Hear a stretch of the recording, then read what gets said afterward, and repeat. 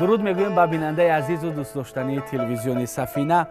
با یک جهان صمیمیت نسبت هنر و هنرور اصیل، حضور هنرمند صنعت و هنر محبوب دوست داشتنی، شهرستون طلایی صنعت تاجیک، ستون برجسته و ستون مستحکم کنسرواتوری ملی جمهوری تاجیکستان، هنرپیشه خلقی تاجیکستان بانو مستانه ارگشوا را نور دیده میخونیم.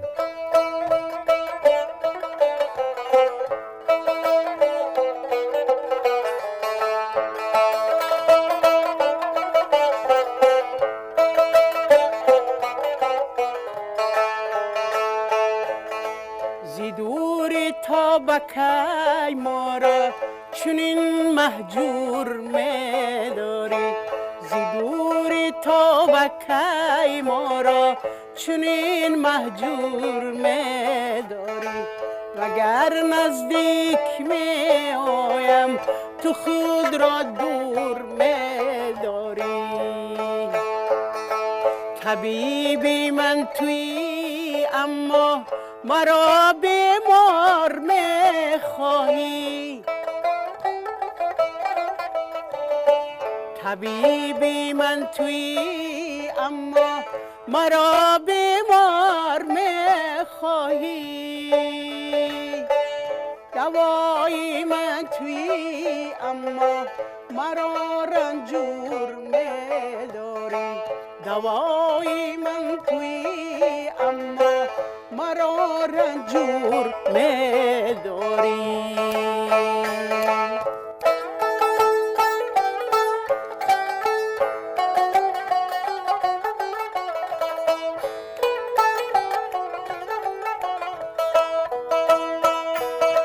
به نور خود شب روشن نکردی مجلسی ما را،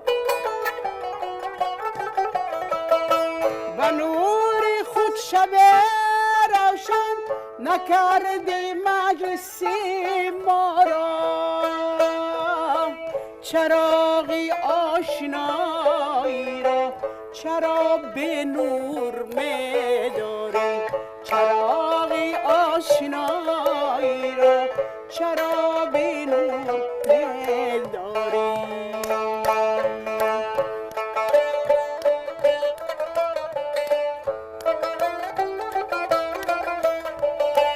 مگر کیفیتی رنجی خمار ای جان نمی‌دانی،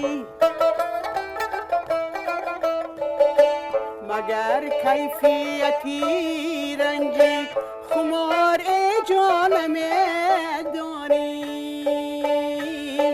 کی ما را به شرابی لعل خود مخمور می‌داری، کی ما را به شرابی لعل خود مخمور می‌داری.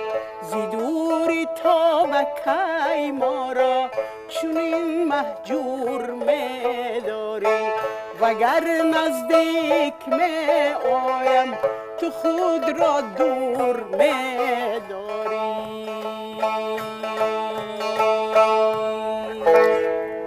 احسن، صداتون خسته نباشد معلم عزیز. نهایت از دیدارتون شدیم. از حال و احوالتون میخواهیم پرسان شویم. خوبید؟ سلامتید؟ خدا را شکر. نصیب من اینا بینید که امروز همه یک روزی خوب به همه یک روز خوبی دیدار بینی با شما، با تمام بینندگان تلویزیون سفینه نصیب گردانده است.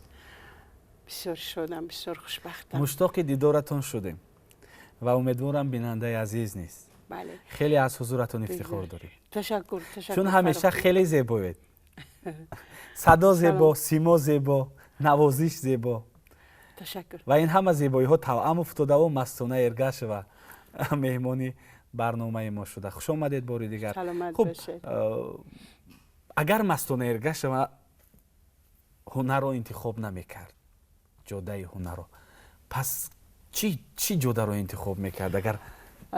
اگر این رو از همون آوان مکتب خانه نقل کنم، اگر خودتون میدونید این سالهای 1969 70 اکثریت دخترهای قشلاق رو دهکده رو پدر و مادرشون به خواندن روان نمیکردن. اون سالها در مرکز ولایت ها، در ناحیه ها دانشکده ها نبودن و کالج ها نبود و همون سالهای همین خیلی یک سالهای کرختی گویم، سالهای نمیدونم چی گویم، به هر حال به خواندن روان کردن من هم در خانه ما پرابلم، یعنی معما بود. بله مشکلی. و من که در همه جا نوشتم و گفتم تا امروز که من همین جاده صنعت رو بیهوده انتخاب نکردم، چون که پوره از سر تا پا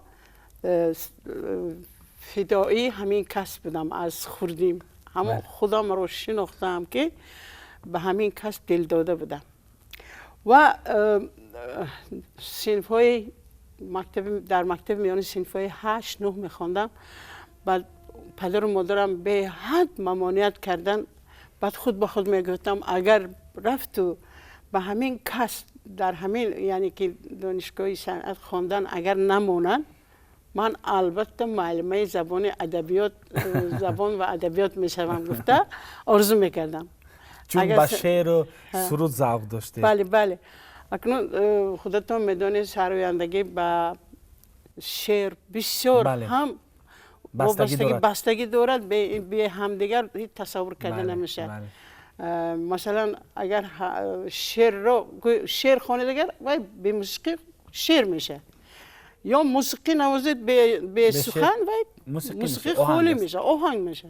برای همین یا عمر که با همین کار سر و کار داشتم، اگر همون سالها همین امکان دست میداد ممکن معلمه ادبیات و زبان و ادبیات میشدم، معلمه میشدم. خلاص نظم میبینم، یعنی که آرزوها عملی گشت.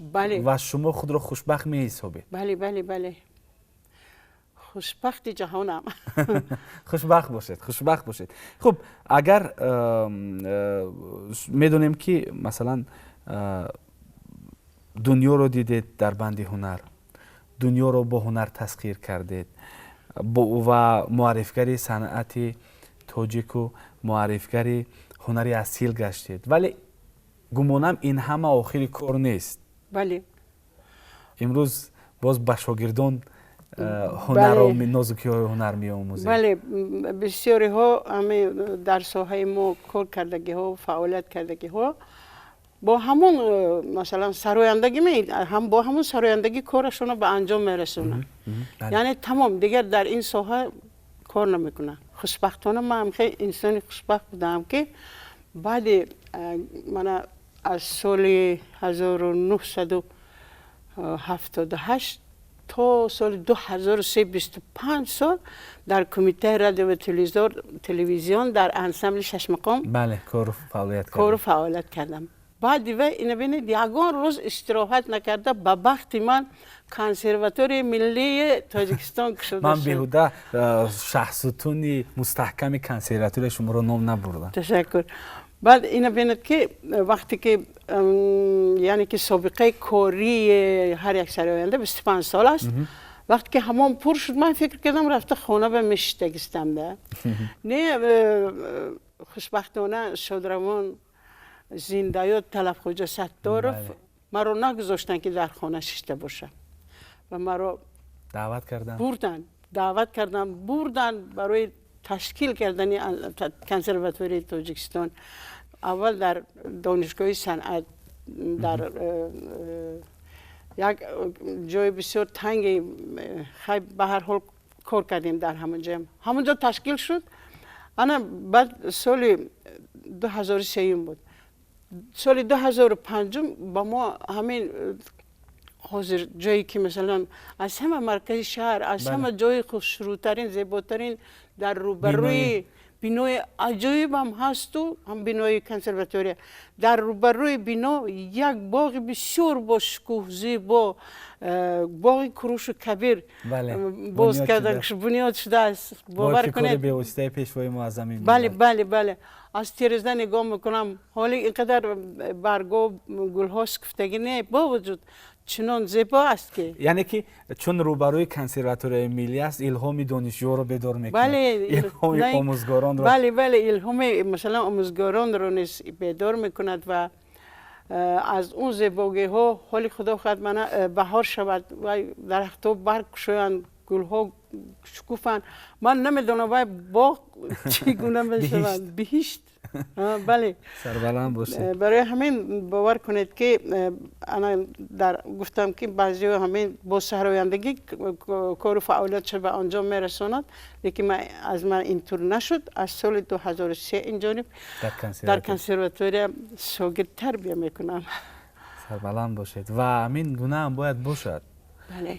اون هنرمندی اصیلی که شاگرد آماده نکند، او از خود چی باقی میمونه؟ بله بله بله. ما در همین موضوع یک کس سوال کرده بود از من که مثلا شاگرد تیار نمیکنید. من بخبر بودم از کاریم. بعد من بفهماندم، بعد بسیار شاد شدن. اون کس هم یک دوگانه هم ژورنالیست، روزنامه نگار، یعنی که بعد اون کس در روزنامه ازبکی کار میکنن، خلق آوازه. بله هستم. هست. بعد سونی من اون کس فهماندم نفهمیدن. بعد با عباره علیشیر نوایی دو قطار به زبان ازبکی گفتم و که در روزنامه ازبکی کار میکنن زبان نغز میدانن، زبان ازبکی. بعد همین چیز را گفتم. حضرت نوایی گفته است که هنرنه اسربان نتکم در آخر آل تپراقامی کتکم در آخر. معنایش همین که هنر در خود نگاه داشته چیکار میکنم، من اینا به خاک میبرم مگر. برای همین من چخیل گویم با تمام قوت و تواناییم همه اون صورت هایی که در وجود در باطن من هست امروز به شاگردان داده استادم. با فکر من همین گفته حضرت نوایی اینا من گرفته به خاک میبرم. همین قدر سرود، همین قدر مثلا شعر، همین قدر معنی. بله بهتره. برای همین من فکر میکنم که بعد از مثلا سرایندگی باز همچون آموزگار فعالیت خودم رو دوام میدهم. بسیار خوشبختم فرخ جان. سربلند باشید، خوشبخت باشید. من اطمینانم کامل است که بیننده تشنه شعر و سرود است. بله. و بازم از شما خواهش میکنیم که یک ترانه که دیگر منظور بیننده گردونید. باشه.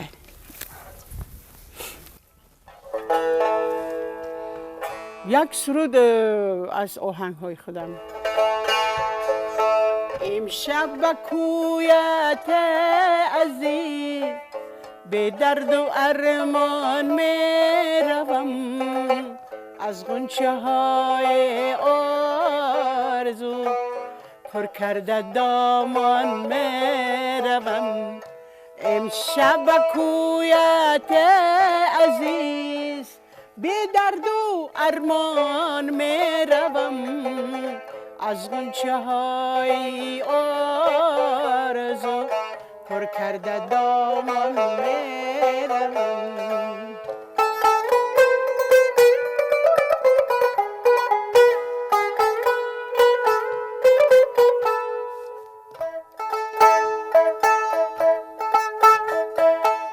تا در نهاد سرد تو آتش فروزانم زیست،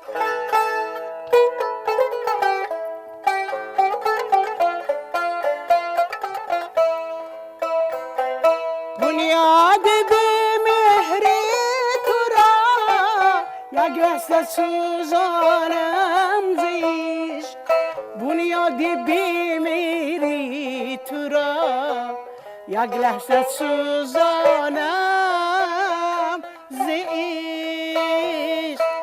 امشب به کویت ای عزیز به درد و ارمان می روم از غنچه های آرزو پر کرده دامان می روم امشب به کویت عزیز به درد و ارمان می روم از غنچه های آرزو پر کرده دامان می روم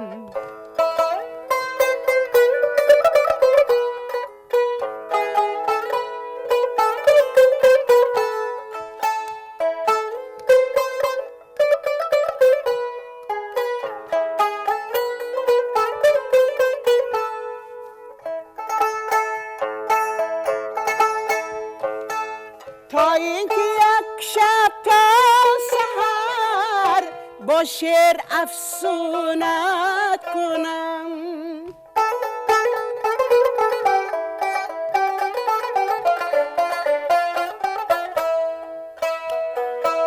لیلی وحشی باشم اگر در عشق مجنونت کنم لیلی وحشی باشم اگر در عشق مجنونت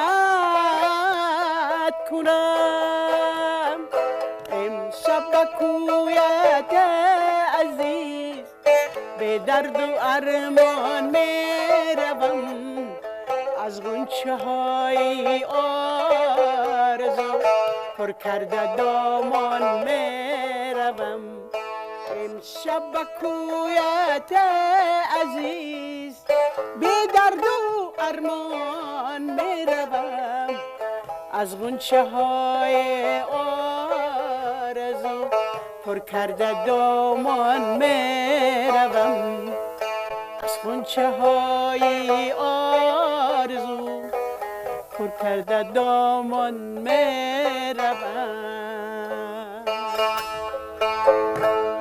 احسن بهترین بگذار دامنتون پر از برکت باشد تشکر سلامت باشه سرفتون خوش صدا واقعا هم صدای خیلی مهین و زیبا و شنواست اکنون صدای مهین و صدای فورمی که در دوره جوانی داشتیم اون خیلی نیست البته نه چرا من فکر میکنم که صدا و هنر با گذشت عمر و وقت با سیقل میخورد سیقل میخورد لیکن از بس که بسیار خواندگی خورده هم میشود صدا پرده ها خورده میشود بعد خیلی به هر حال در همین سن سالم همینقدر خوانده میتوانیم خدا رو شکر در آهنگ صدا آهنگی سروده های هندی هم احساس میشود بار سرود هندی خونده اید؟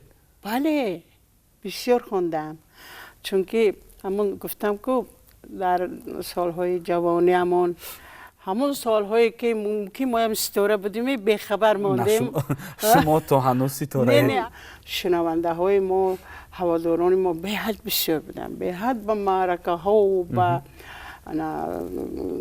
کنسرت ها بسیار می رفتیم بعد یک درخت قصه داشتم اسمش زینوره بود توی با وای همین لباس پوشیش رقصش خود همین اکتریس هندی و خیمه ملینی بریم بود مرجین می گفتیم باید بعد همین سرود هندی خونم از همون طرف دوره دویده می آمد و همه باور کنید مردم چنان تماشا میکردن که حیران میمانده ده رقص هوای دیده خواندنم می آمد ذوق می آمد بعد می خواندیم افسوس که امروز دعوتش نکردیم چون ذوقتون می آمد اون حاضر رقص نمیکنه و خانه نشین است ما میتونیم به استفاده اسباب چند مصرع که همون یکم ترانه هندی بشنویم کدومش خونم اون که رباب کتی میخونم جگر نه کیا تیرا کیا میرا بلا دی میری یار رکی نکالو کی دنیا ہے دل والوں کی گورو کی نکالوں کی دنیا ہے دل والوں کی ہنس کھیجے ہنس کے ماری ہم جیسے دل والوں کی گورو کی نکالوں کی دنیا ہے دل والوں کی گورو کی نکالوں کی دنیا ہے دل والوں کی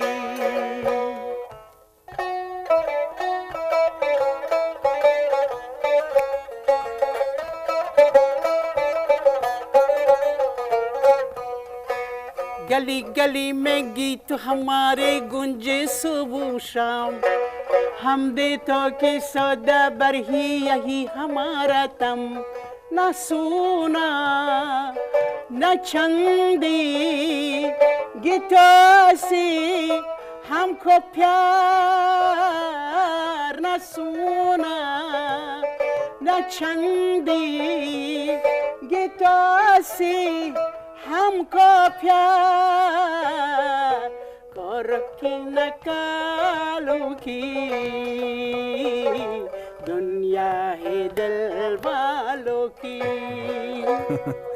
تشکر بهترین امین معلومه در خاطره چقدر سرود نقش میبنده در خاطره چقدر سرود عین زمان محفوظ است در خاطره شما همین من یکم بار حساب نکردم لیکن خیلی تخمین گفته میتوانم که مثلا من از 6 مقام چقدر من شاگردو یاد دادم یاد میتونم تا امروز همشه خصوصا از کجا فهمیدم که ما در یک سال در همون کافدره یعنی که کنسرواتوار ملی کافدره سرایندگی عنعنوی ما به هر یک شاگرد هر سال 10 تایی سرود میتیم 5 تا در یک نیم ساله 5 تا در یک نیم ساله دیگر من خودم میدونم این شاگردها هم حتی میدونن که بسیار سرودها در دفترها نوشته شدگی لیکن بسیارش از خاطره خودم از من یگان چیز نداریم که چی میگن بله شپرگالکا نداریم که همین قدر خدا رو شکر خاطره به نقش بستگی که ممکن از بسیار تکرار کردن همین خشدگی می با فکری من تخمین میکنم که همین در خاطره من یا 500 تا سرود هست سرودهای کلاسیکی چقدر سرودهای خودم سرودهایی که از کمپوزیتورها یاد گرفتم از سرودهای یک چند آهنگسازانی که مثلا همون سرودشون محض برای من بخشیدگی به من دادگی یعنی که شما باید خوانید در همون 25 سالی در کمیته رادیو و تلویزیون کار کردم برای همین لیکن حساب نکردم فرق چون من فکر میکنم یکم 500 تا هست و در برابر این همه اون سروده هایی که خودتون میخونید اون سروده هایی که باز از کلاسیکون پیشنهاد میکنید در ژانر 6 مقام باز میدونم که با ترانه های احمد ظاهر هم شادروان مایل دارید و گاه از ترانه های این ابرمردی جوده صنعت هنر سرود میخونید بله من گفتم که در همون بعض معرکه ها و در همون کنسرت ها از بس که بسیار من سراینده هنرمندی نوتکرار افغان زنده یاد احمد ظاهر رو که بسیار دوست می‌دارم اگر شب و روز سرودهایش رو گوش کنم اگر ماندن همیشه برابرش تکرار کردم میگیرم برابرش مثلا در خانه میمونم همه کاری که مثلا در خانه چی کار به عهده من به دوش من بار شده باشد چه خیلی باید اجرا کردم خودم ندانسته میمونم چون که فکر و خیال هوش یاد در سراییدن احمد ظاهر میشه ما امروز امکان داریم و هم خواهش میکنیم که یک ترانه که از شادروان احمد ظاهر بله برای دوستداران صنعت رو من بسیار میدونم از سرودهای احمد ظاهر، لیکن یک تا اشر حاضر خونم کنیم. مایلش میشود.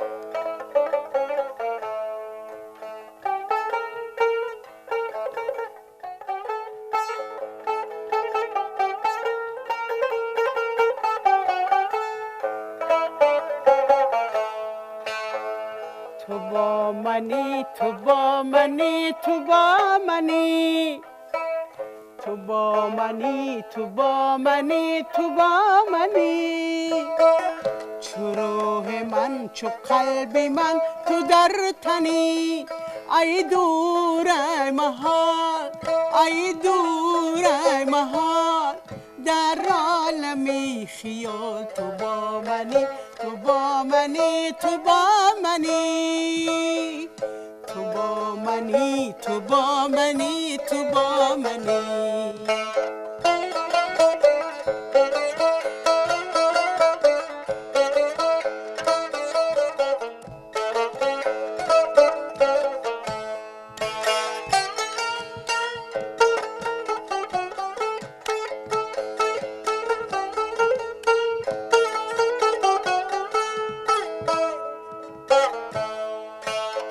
ز شور عشق تو پر است سراپای وجودی من،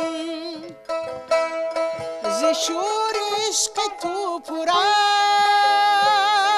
است سراپای وجودی من، سراپای وجودی من، تمام تار و پودی من، ای دور ای محال، ای دور ای محال، در عالمی خیال، تو با منی، تو با منی، تو با منی، چو روح من، چو قلبی من، تو در تنی.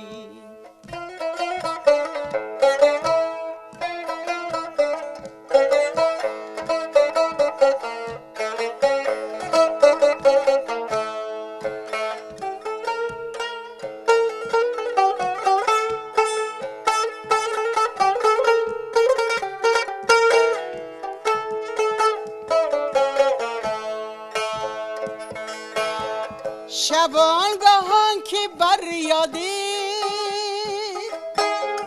تو من آهنگو می سازم، شبانگاهان که بر یادی تو من آهنگو می سازم، نهفت در راز عشق تو میان پرده می سازم، نهفت راز عشق تو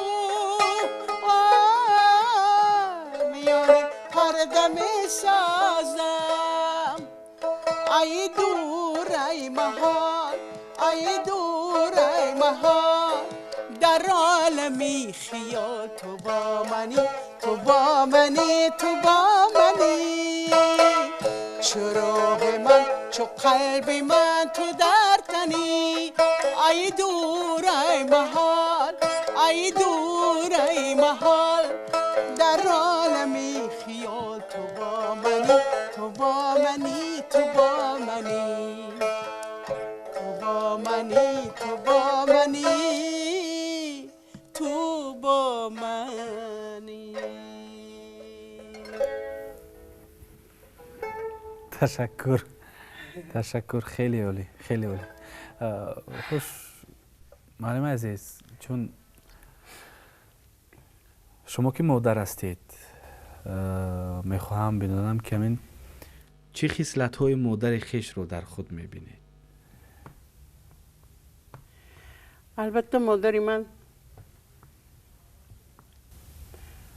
روحشان شاد بود، مادری من مادری بسیار سرفرزند بودن. ما با پدر و مادرمان 11 فرزند. در زمان شوروی 10 تا فرزند داشتگی ها به قهرمان مادر میدادن. مادری من 11 فرزند داشتن. من فرزندی مبیننگی. 5 تا از من کلام، 5 تا از من خورد. شما باور میکنید مادری من پدری منم همه خیلی بدن.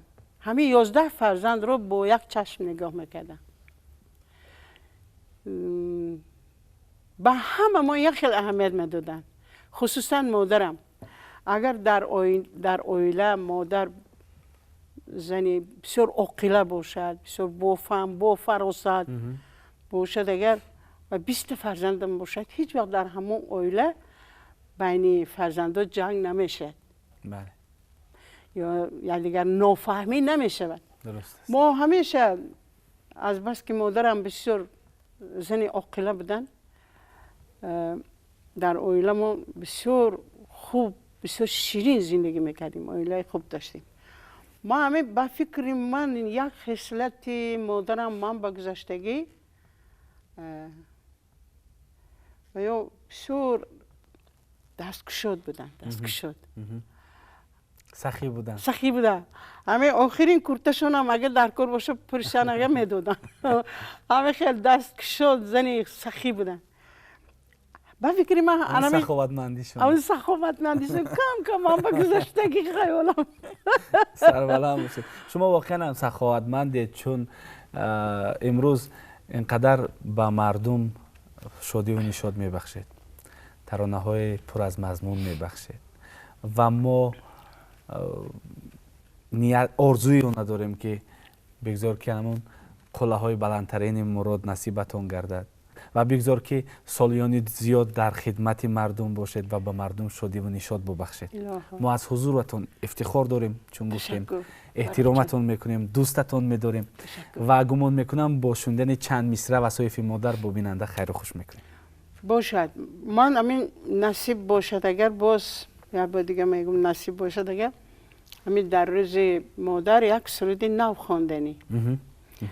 فقط و سرود رو با اسباب‌های ملی فلکی خواندنیم. برای همین به آهنگ 2 مصرعش رو خوانده میدیم. مرحمت باشه. آسایش جانم توی ای مادری من، ای مادری من، آرایشی خانم توی ای مادری من، جان مادری من. نصیب باشه همین رو میخوانم. روزهای نزدیک منتظر باشید عزیزان، ما اینجا با شما تا نزدیکترین دیدار خیر و خوش میکنیم. با حضور واقعا هم هنرمند دوست داشتنی، هنرمند خلقی تاجیکستان، بانوی هنر مستانه ارگش و که مستی هنر است. خیر عزیزان، تا بازدید دوستان صنعت اصیل باشید.